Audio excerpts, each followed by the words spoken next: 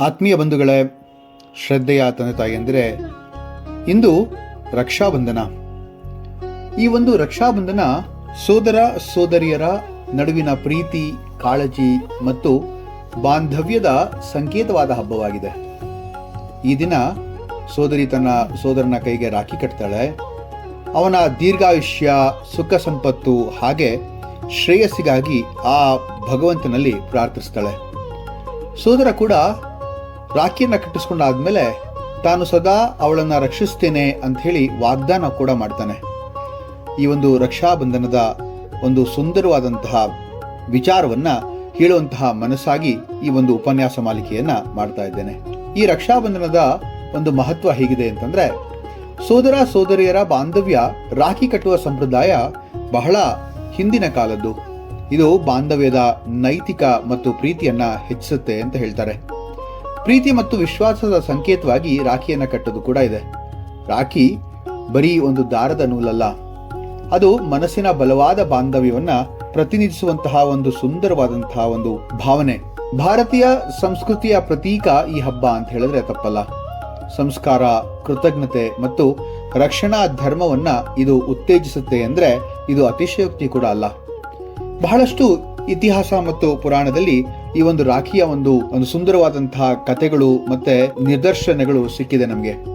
ಮಹಾಭಾರತದಲ್ಲಿ ದ್ರೌಪದಿ ಶ್ರೀಕೃಷ್ಣನ ಕೈಗೆ ಬಟ್ಟೆಯ ತುಂಡನ್ನ ಕಟ್ಟಿ ರಕ್ಷಾಬಂಧನ ಮಾಡಿದ್ಲಲ್ಲ, ಆ ಪ್ರಸಂಗ ಬಹಳ ಪ್ರಸಿದ್ಧ.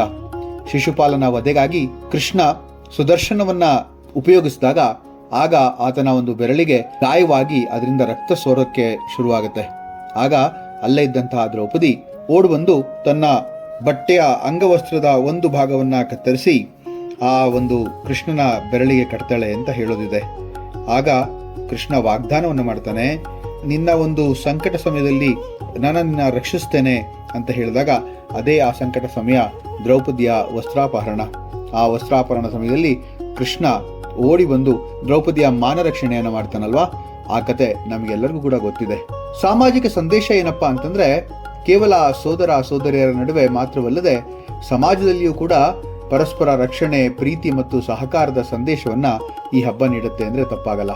ರಕ್ಷಾಬಂಧನ ಭಾರತೀಯ ಸಂಸ್ಕೃತದಲ್ಲಿ ಬಾಂಧವ್ಯದ ಮಹತ್ವ ಅಂತ ಹೇಳಿದೆ.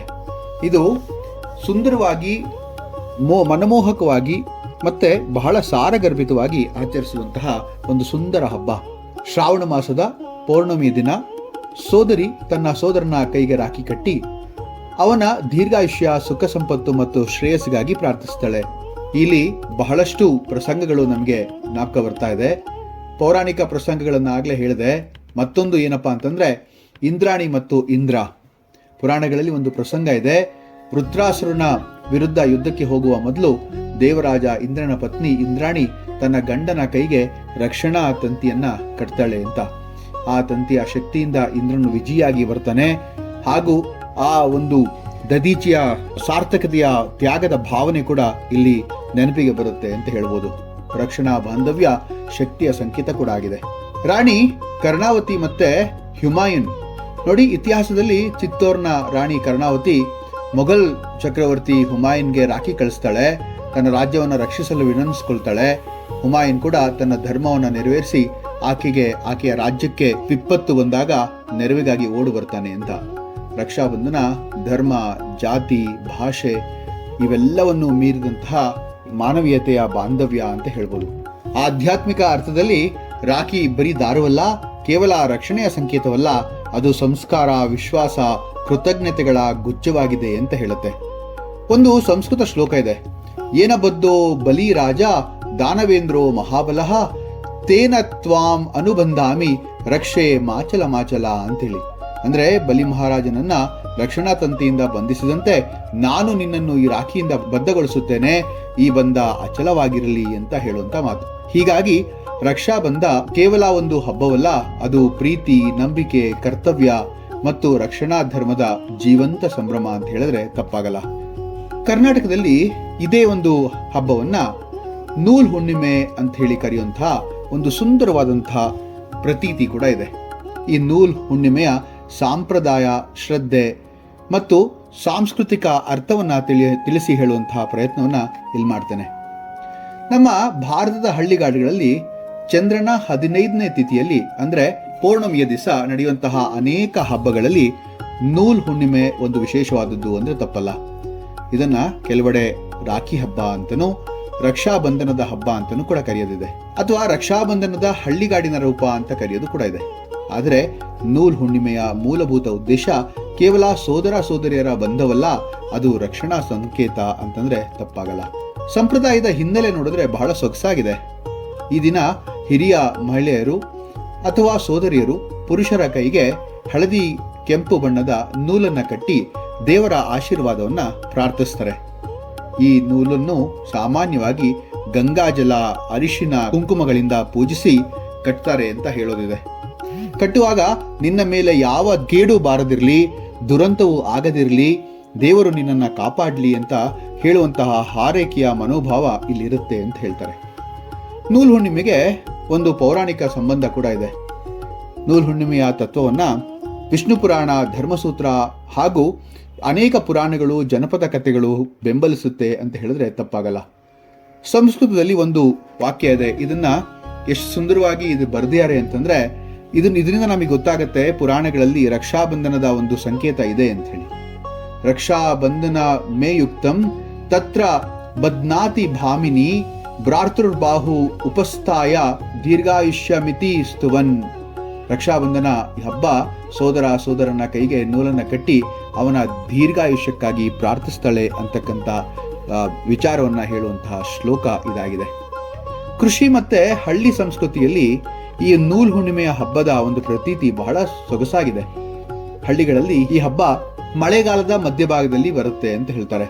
ಇದು ಬೆಳೆಗಳಿಗೆ ಕೀಟ ರೋಗಗಳು ಬಾರದಂತೆ ಭೂಮಿ, ಬೆಳೆ, ಮನುಷ್ಯರಿಗೆ ರಕ್ಷಾಸೂತ್ರ ಹಾಕುವಂತಹ ಸಂಕೇತ ಅಂತ ಹೇಳ್ತಾರೆ. ಕೃಷಿಕರು ಗದ್ದೆಯ ತಡೆಗಳಿಗೆ ಸಹ ಈ ನೂಲನ್ನ ಕಟ್ತಾರೆ. ಬೆಳೆಯು ಚೆನ್ನಾಗಿ ಬೆಳೆದು ಫಲವನ್ನ ಕೊಡ್ಲಿ ಅಂತ ಬೇಡುವಂತಹ ಒಂದು ಆಶಯ ಈ ಒಂದು ಹಬ್ಬದ್ದು. ಧಾರ್ಮಿಕ ಅರ್ಥದಲ್ಲಿ ನೋಡಿದ್ರೆ ನೂಲು ಅಂದ್ರೆ ಇದು ರಕ್ಷಣೆಯ ಸಂಕೇತ, ಆದ್ರೆ ಹುಣ್ಣಿಮೆ ಅನ್ನೋದು ಪೂರ್ಣತೆಯ ಸಂಕೇತ, ಸಂಪೂರ್ಣತೆ, ಶ್ರೇಯೋಭಿವೃದ್ಧಿಯ ಸಂಕೇತ. ಇದು ಜೀವನದಲ್ಲಿ ಸಂಬಂಧಗಳ ಬಾಂಧವ್ಯ ಹಾಗೂ ದೇವರ ಶರಣಾಗತಿ ಎರಡನ್ನೂ ಕೂಡ ಜ್ಞಾಪಿಸುತ್ತಲ್ವಾ. ನೂಲು ಹುಣ್ಣಿಮೆ ನಮಗೆ ರಕ್ಷೆಯ ಭರವಸೆ ನೀಡುವಂತಹ ಹಬ್ಬ. ಒಂದು ದೇವರನ್ನ ಪ್ರಾರ್ಥಿಸ್ಕೊಳ್ತಾ ನಾವೇನ್ ಹೇಳಬೇಕು ಅಂತಂದ್ರೆ, ಸರ್ವೇ ಭವಂತು ಸುಖಿನಃ, ಸರ್ವೇ ಸಂತು ನಿರಾಮಯಾಃ, ಸರ್ವೇ ಭದ್ರಾಣಿ ಪಶ್ಯಂತು, ಮಾ ಕಶ್ಚಿತ್ ದುಃಖ ಭಾಗ್ಭವೇತ್ ಅಂತ ಕರಿಬೇಕು, ಅಥವಾ ಅದನ್ನ ಹಾಗೆ ಪ್ರಾರ್ಥಿಸ್ಕೊಳ್ಬೇಕು. ಇದನ್ನ ಹೇಳ್ಕೊಳ್ತಾ ನೂಲನ್ನ ಕಟ್ಟಿ ಬಾಂಧವ್ಯವನ್ನ ಗಟ್ಟಿಗೊಳಿಸ್ಕೊಳ್ಳೋದು ನಮ್ಮೆಲ್ಲರ ಕರ್ತವ್ಯ ಕೂಡ ಆಗಿದೆ. ಹಾಗೆ ನೂಲ್ ಹುಣ್ಣಿಮೆಯ ಒಂದು ಜನಪದ ಕತೆ ಕೂಡ ಬಹಳ ಸುಂದರವಾಗಿದೆ. ಹಾಗೂ ಮಲೆನಾಡು ಮತ್ತು ಇನ್ನಿತರ ಜಾಗಗಳಲ್ಲಿ ಈ ಒಂದು ಕಥೆಯನ್ನ ಈ ದಿನ ಹೇಳುವಂಥದ್ದು ಕೂಡ ಇದೆ. ಹಳೆಯ ಕಾಲದಲ್ಲಿ ಒಂದು ಹಳ್ಳಿಯಲ್ಲಿ ದೊಡ್ಡದಾಗಿ ಅಂದ್ರೆ ತುಂಬಾ ಚೆನ್ನಾಗಿ ಬೆಳೆ ಬಂದಿತ್ತು, ಮಳೆ ಕೂಡ ಸರಿಯಾಗಿ ಆಗ್ತಾ ಇತ್ತು, ಗಾಳಿಯೂ ಕೂಡ ಮಿತವಾಗಿತ್ತು, ಹಿತಕರವಾಗಿತ್ತು. ಆದ್ರೆ ಹಣ್ಣು, ತರಕಾರಿ, ಕೀಟಗಳಿಂದ ಹಾನಿಯಾಗುವಂತಹ ಭೀತಿ ಇವುಗಳಿಗಿತ್ತು. ಹಳ್ಳಿಯ ಹಿರಿಯರು ದೇವರ ಬಳಿ ಪ್ರಾರ್ಥನೆ ಮಾಡಿ, ನಮ್ಮ ಬೆಳೆ, ನಮ್ಮ ಮನೆ, ನಮ್ಮ ಹಳ್ಳಿ ಎಲ್ಲವನ್ನ ನೀನೇ ಕಾಪಾಡಬೇಕಪ್ಪ ಅಂತ ಕೇಳ್ಕೊಂಡು ಸಂಕಲ್ಪವನ್ನ ಮಾಡ್ತಾರೆ.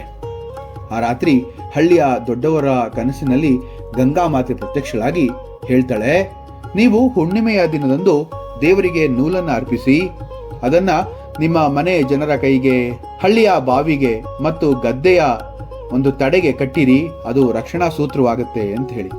ಹಳ್ಳಿಯವರು ಹಾಗೆ ಮಾಡಿ ನೋಡ್ತಾರೆ. ಆ ವರ್ಷ ಬೆಳೆಗೂ, ಜನರಿಗೂ, ಮೃಗಗಳಿಗೂ ಯಾವುದೇ ಕೇಡು ಬರಲ್ಲ. ಅಂದಿನಿಂದ ಈ ಸಂಪ್ರದಾಯ ನೂಲ್ ಹುಣ್ಣಿಮೆ ಅಂತಲೇ ಪ್ರಸಿದ್ಧಿ ಆಯಿತು ಅಂತ ಹೇಳ್ತಾರೆ. ಹಳ್ಳಿಗಾಡಿನ ಆಚರಣೆ ಕ್ರಮ ಬಹಳ ಸೊಗಸಾಗಿದೆ. ಬೆಳಗಿನ ಸಿದ್ಧತೆಯಲ್ಲಿ ಹಳ್ಳಿಯ ಮಹಿಳೆಯರು ಬೆಳಗ್ಗೆ ಬೇಗನೆ ಎದ್ದು ಸ್ನಾನ ಮಾಡಿ ದೇವರ ಪೂಜೆಯನ್ನು ಮಾಡ್ತಾರೆ. ನೂಲು ತಯಾರಿಯನ್ನು ಮಾಡ್ಕೊಳ್ತಾರೆ. ಹೇಗೆ ಅಂತಂದ್ರೆ ಹಳದಿ ಮತ್ತು ಕೆಂಪು ಅಂದ್ರೆ ಅರಿಶಿಣ ಮತ್ತು ಕುಂಕುಮ ಬಣ್ಣಗಳಲ್ಲಿ ಸುತ್ತಿದ ಹತ್ತಿ ನೂಲನ್ನ ತಯಾರಿಸಲಾಗುತ್ತೆ. ಪೂಜೆಗೆ ಗಂಗಾಜಲ ಮತ್ತೆ ಅಕ್ಕಿ, ಹೂ, ಬೆಲ್ಲ, ಹಣ್ಣುಗಳನ್ನ ಇಟ್ಟು ದೇವರ ಮುಂದೆ ಇಟ್ಟು ಶ್ಲೋಕದಲ್ಲಿ ಹೇಳ್ತಾರೆ, ಓಂ ರಕ್ಷಾರ್ಥಂ ಧಾರಯಾಮಿ ಅಂತ ಹೇಳಿ. ನೂಲು ಕಟ್ಟೋದು ಮೊದಲು ಮನೆಯ ಹಿರಿಯರಿಗೆ, ನಂತರ ಸಹೋದರ, ಪತಿ ಅಥವಾ ಕುಟುಂಬ ಪುರುಷರಿಗೆ ಈ ಮಹಿಳೆಯರು ಕಟ್ತಾರೆ ಅಂತ ಹೇಳೋದಿದೆ. ಗದ್ದೆಯ ತಡೆಗೆ, ಹಳ್ಳಿಯ ಬಾವಿಗೆ ಅಥವಾ ಒಂದು ದಡಕ್ಕೆ ನೂಲನ್ನ ಕಟ್ತಾರೆ ಅಂತ ಕೂಡ ಇದೆ. ಇದು ಬೆಳೆಯ ರಕ್ಷೆಗೆ ಸಂಕೇತ ಅಂತ. ಈ ದಿನ ತಿನಿಸಿಗಾಗಿ ಬೆಲ್ಲ, ಎಳ್ಳು, ಹುರಿದ ಕಡಲೆ ಹಾಲು, ಪಾಯಸ, ಹಬ್ಬದ ಊಟ ತಯಾರಿಸಲಾಗುತ್ತೆ. ಕೆಲವೆಡೆ ರಾತ್ರಿ ಜನಪದ ಹಾಡು, ಕತ್ತಿ ವರ್ಷೆ, ಹಬ್ಬದ ಆಟಪಾಠ ಎಲ್ಲವೂ ಕೂಡ ನಡೆಯುತ್ತೆ. ಹೀಗೆ ನೂಲು ಹುಣ್ಣಿಮೆ ಕೇವಲ ಕುಟುಂಬದ ಬಾಂಧವ್ಯವನ್ನೇ ಗಟ್ಟಿಗೊಳಿಸಲ್ಲ, ಭೂಮಿ, ಬೆಳೆ, ಪ್ರಾಣಿ, ಮನುಷ್ಯ ಎಲ್ಲದಕ್ಕೂ ಕೂಡ ರಕ್ಷಾ ಸೂತ್ರವನ್ನ ಕಟ್ಟುವಂತಹ ಒಂದು ಸುಂದರ ಒಗ್ಗಟ್ಟಿನ ಹಬ್ಬ ಅಂತಂದ್ರೆ ತಪ್ಪಾಗಲ್ಲ. ನೋಡಿ, ನಮ್ಮ ಭಾರತ ಎಷ್ಟು ವೈವಿಧ್ಯಮಯ, ನಮ್ಮ ಭಾರತ ಎಷ್ಟು ಸಾಂಸ್ಕೃತಿಕಮಯ, ನಮ್ಮ ಭಾರತ ಎಷ್ಟು ಸಂಪೂರ್ಣಮಯ ಅಂಥೇಳಿ. ಈ ಸಂಪೂರ್ಣಮಯದಲ್ಲಿ ಹುಟ್ಟಿರುವಂತಹ ನಾವುಗಳೇ ಧನ್ಯ ಅಂತ ಹೇಳ್ತಾ ಈ ಒಂದು ಉಪನ್ಯಾಸ ಮಾಲಿಕೆಯನ್ನ ಇಲ್ಲಿಗೆ ನಿಲ್ಲಿಸ್ತೇನೆ. ಧನ್ಯವಾದಗಳು.